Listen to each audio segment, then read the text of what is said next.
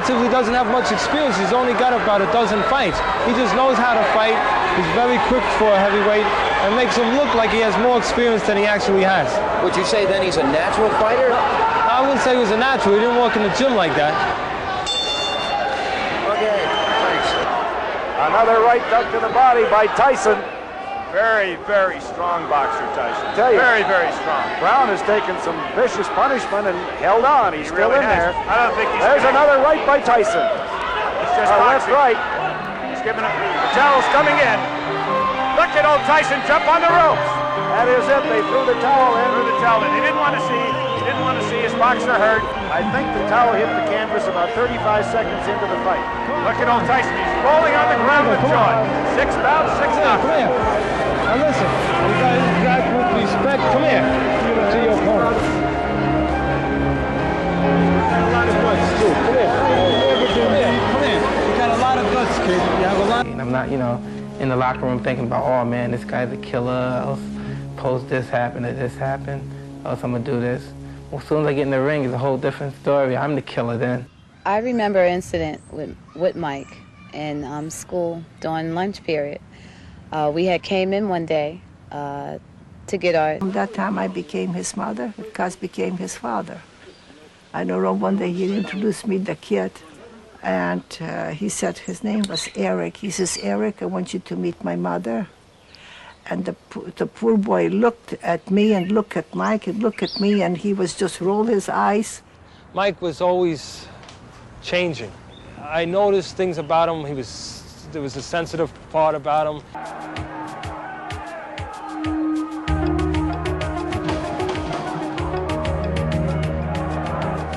Tyson turns pro pretty much in obscurity, upstate New York. However, he is managed by Jim Jacobs and Bill Payton. He was in very good hands. Jim Jacobs and Cus D'Amato were very, very close friends. They thought the same, they talked the same. The reformatory. If you let him run wild up in the Catskill area, Albany, so forth, he's going to get in trouble. We're not looking for trouble. We're looking for this kid to become the youngest heavyweight champ of all time, the wealthiest heavyweight champ of all time, and the greatest heavyweight champ of all time. There was a fire inside of Mike Tyson. There was this absolute rumbling. He wouldn't stop. He was relentless. He was everything a fighter had to be. He was ruthless, no compassion, a brutal puncher with both fists. He have a sledgehammer, man. When I go down there and feel it, he ready to hit hard. It's the hardest I ever been hit. I love what I'm doing.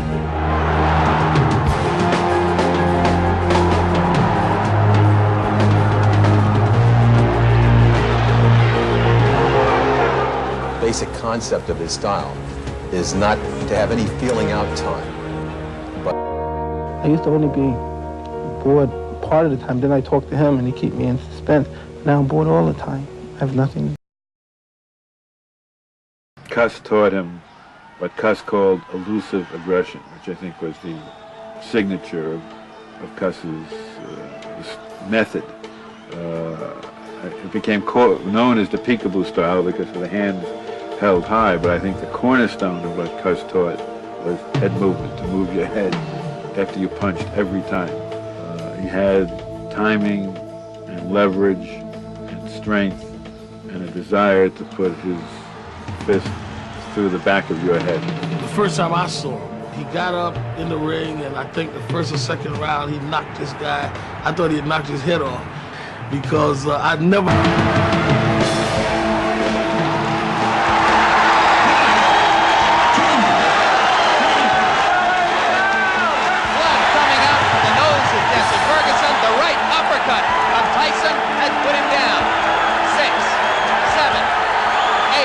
I wanted to hit him in the nose one more time for that bone could have went up in his brain. I wanted to go up in his brain. Because I always thought about that punch. I always listen to the doctors on television, and that's my friends, and they say when the nose go in the brain, the consequences of him getting up right away. Carefully selected as to be not dangerous, but sufficiently capable to bring Mike a little further along. Our picking was very, very well done. Some people felt that we were bringing Mike along too quickly. The boxer is acting out suppressed or denied aggressions in the civilization. So he sort of rises to this peak of adrenaline, you know. But it's not that he's alone in doing it. The crowd is urging him on. So the whole thing is a strange exercise in complicity, which people don't like to talk about. That was a right to the body and an uppercut to the head, and Berbick is down.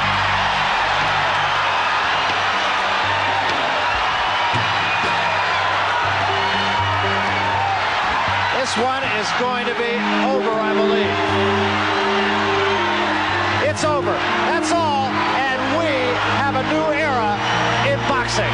I like to dedicate my fight to my great guardian, Customato, and I'm sure he's up there and he's looking and he's talking to all the great fighters and saying his boy did it. He's smiling, that's right. Mike Tyson, yeah! I just remember going back to the room.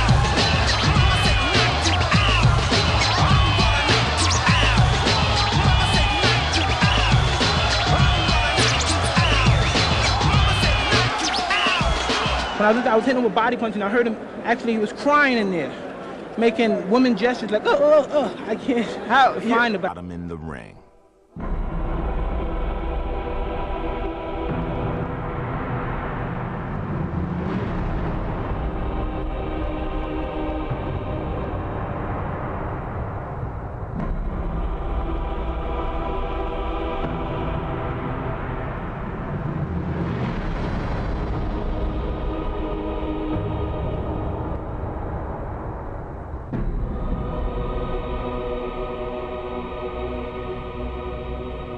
Where do you go from here, Mike? I don't know, man. I might just fade into Bolivian, you know what I mean? I don't have nowhere to go and nothing to do, you know what I mean? I just go fly my pigeons on the roof in New York.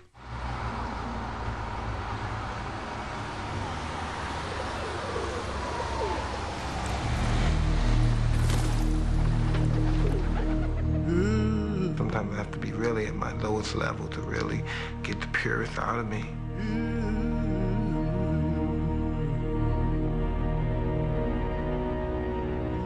I'm just trying to get back into loving it again. I was just fighting for, I don't know what I was doing. My mind's been other places for a long time.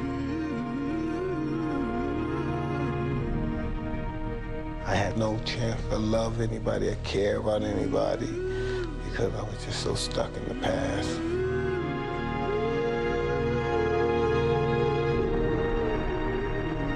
The past is a glorious moment. Isn't it? The past.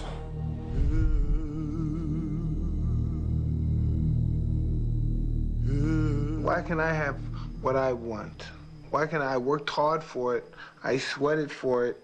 I didn't steal it. I bled in the gym for it. I beat my body up and I allow people to beat me up. Why shouldn't I have it all? Nobody should take nothing from me. He's earned more prize money than any athlete in the history of sports, and he still works out in a public gym. In Mike's world, things are never as they seem. Never.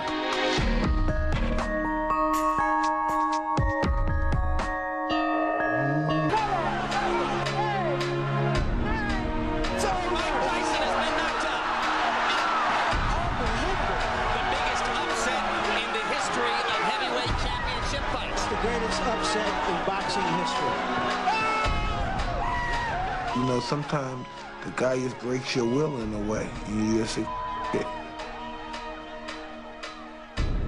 Buster killed me. Yeah, Buster killed me, kicked my butt.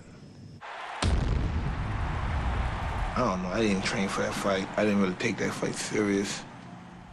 I was those Japanese girls like it was eating grapes. You thought I was C. Then Bruno and Selden all felt like they were supposed to.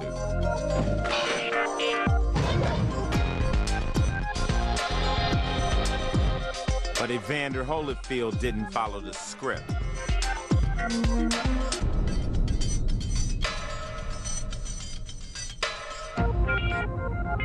I was angry and I was very frustrated. I lost him the first time. I didn't even know how. Lewis comfortably beat a tired and dispirited Tyson with an 8th-round knockout. Any rematch is still bogged down in a massive legal mire.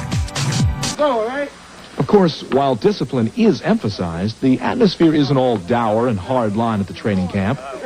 Team Tyson tries to engage Mike in outside interests like basketball, a sport that, to put it nicely, isn't Mike's best.